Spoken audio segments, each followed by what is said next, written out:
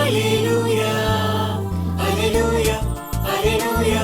ఇది సమయం, ఓ మీరు మన్నా సమయం, ఉదయకాలపు బంగారు వాక్య వాగ్దాన సమయం.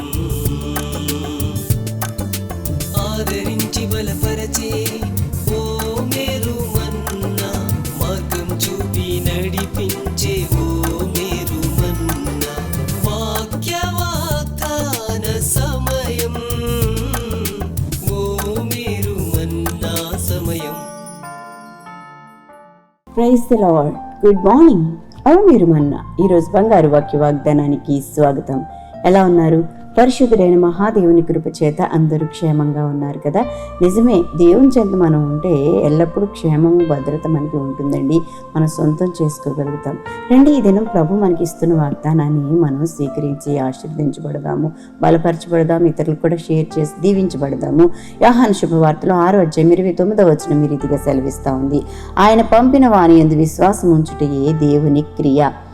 The Gospel according to John 6:29. The work of God is this, to believe in the one he has sent. దేవునికి మహిమ కలుగును గాక. ప్రియ దేవుని బిడ్డలారా, మరి ఈ వచన భాగం మనం చూస్తూ ఉంటే ప్రభు ఎందుకు ఇట్లా చెప్తున్నాడు అని చెప్పి మనం అనుకోవచ్చు.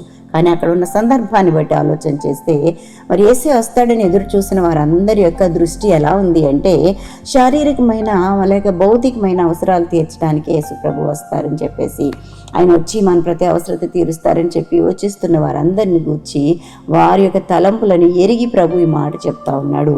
అంత మాత్రమే కాదు, వారందరినీ సరి చేయటానికి ఈ మాట చెప్తున్నాడు.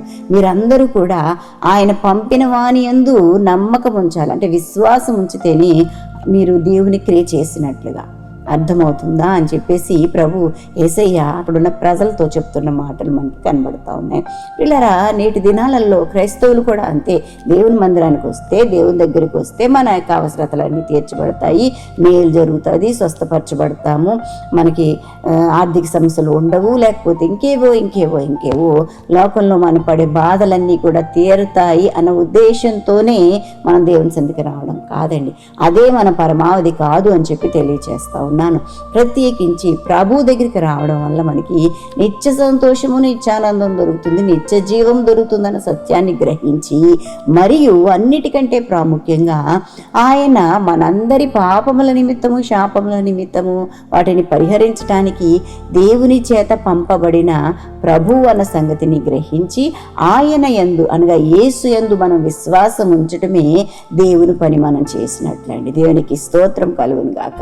మరి ఈ రోజున ఈ నమ్మకము, యేసు ప్రభు మీద నమ్మకము ఎలాంటి నమ్మకం అంటే, నిత్యము ఆయన మనతో ఉంటాడని, మనం ఆయనతో ఉండాలనే నమ్మకం కలిగి మనం లోకంలో జీవించటమే దేవుడు మనకి ఇచ్చే ఆజ్ఞ.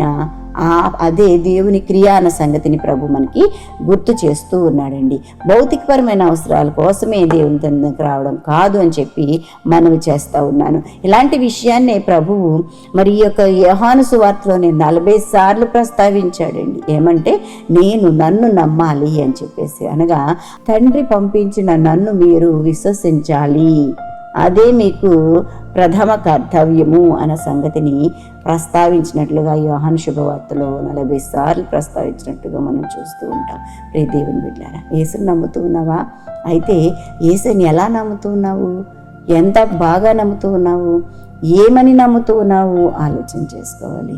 ఏదో ఇహ సంబంధమైన ఐహిక విచారాలన్నీ కూడా తీర్చబడతాయని నమ్ముతూ ఉంటే అలా కాదు అని చెప్పి తెలియజేస్తూ ఉన్నాను. నిత్య జీవార్థమైన, రక్షణార్థమైన మారు మనసుతో ప్రభు సన్నిధానంలోకి మనం రావాలని చెప్పి మనవి చేస్తూ ఉన్నాను.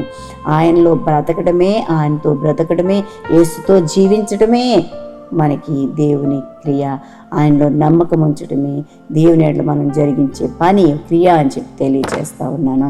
మరి ప్రభు సన్నిధిలో ఉండి దేవుని పని చేస్తున్నామని చెప్తే సరిపోదు, కానీ దేవుని కొరకు మరి సంపూర్ణంగా బ్రతకాలి అని చెప్పి మనవి చేస్తూ ఉన్నాను. అటు విధమైన కృప భాగ్యం పరిశుద్ధాత్మ దేవుడు మనకు అనుగ్రహించి మనం బలపరిచి స్థిరపరిచి ఆశీర్వదించును గాక. ఆమేన్. ప్రియ దేవుని బిడ్డలారా, ఈ దినం బర్త్డేస్ మరియు వెడ్డింగ్ యానివర్సరీస్ జరిపించుకొచ్చిన వారికి శుభాలు తెలియజేస్తున్నాను. ఈ నూతన వస్త్రంలో నూతనమైన దీవెనలు ప్రభు మీకు ప్రసాదించునుగాక. మరి ఈ మీ కొరకు ఒక వాగ్దానాన్ని జ్ఞాపకం చేస్తాను. దినవృత్తాంతంలో 1వ గ్రంథంలో 17వ అధ్యాయం 8వ వచనం ఈ రీతిగా సెలవిస్తూ ఉంది. లోకంలోని గనులకు కలిగిన పేరు వంటి పేరు నీకు కలుగా చేసేదను. దేవునికి మహిమ కలుగును గాక. అద్భుతమైన వేద భాగం కదా. లోకంలో ఉన్న మనుషులకు ఉండే పేరు, గనులకు ఉండే పేరు నీకు ఇస్తానన్నాడు. ఎందుకంటే భాగ్యం మనకి ఏముంటుంది చెప్పండి? ప్రభుని ఆనుకొని బ్రతుకుదాము. ప్రభు మిమ్మల్ని ఆశీర్వదించుగాక. ప్రార్థన చేస్తాను, నాతో ఏకీభవించండి. ప్రభానికి వందనాలు చెల్లిస్తున్నాను. ఇచ్చిన వాగ్దానం బట్టి వందనాలు. నూతన వస్త్రం కడుగు పెట్టిన బిడ్డలను మీరు ఆశీర్వదించండి. ఈ దిన దీవెనలన్నీ మా బిడ్డలందరికీ సమృద్ధిగా అనుగ్రహించండి ప్రభా. మీ అందు నమ్మకం ఉంచి ప్రభా నాయన నీవు అనుగ్రహించిన క్రియలన్నింటినీ జరిగించడానికి సహాయం చేయండి ప్రభా. నాయన ముఖ్యమైన పని, ముఖ్యమైన నాయన తండ్రి మాట నీ యందు నమ్మకం ఉంచటమే.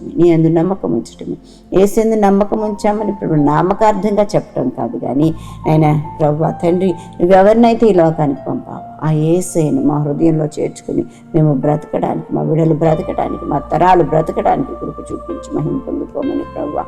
దీన్ని లోకానికి చాటి చెప్పేవారంగా మేము ఉండడానికి సహాయం చేసి మహిమ పొందుకోమని నీ కృపగల హస్తాలకు మా బిడ్డలను అప్పగిస్తూ ప్రభా ఈ సన్ని తోడుగా ఉంచండి. దిన దీవెనలను అనుగ్రహించండి. ప్రయాణాల్లో, పనుల్లో, ఉద్యోగ ధర్మాలు నిర్వర్తించట్లో మీ సన్ని తోడుగా ఉంచండి ప్రభా. నాయనా నీకు వందనాలు చెల్లిస్తున్నాను. ఇంకా నువ్వు ప్రభా నాయన బిడ్డలు నాయన తండ్రి ఏ బలహీనతలతో ఉన్నారు, రోగాలతో ఉన్నారు ప్రభా, సమస్యలతో ఉన్నారు నాయన, సతమతమవుతూ ప్రభా నాయన ఇంకా మా జీవితాలు ఎందుకులే అని చెప్పి బాధపడుతున్నారు. ఏసియా యేసు నామములో సమస్తమైన సమస్యల నుంచి విడుదల కలుగును గాకని ప్రకటిస్తున్నాను.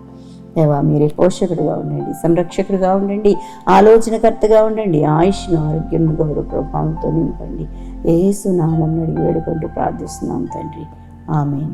మన తండ్రిని దేవుని ప్రేమ, కుమారుడైన యేసుక్రీస్తు కృప, పరిశుద్ధాత్మ దేవుని సహవాసము బిడ్డలెల్లరకు సదా తోడై ఉండునుగాక. Amen. Amen. Amen. Have a wonderful day. God bless you.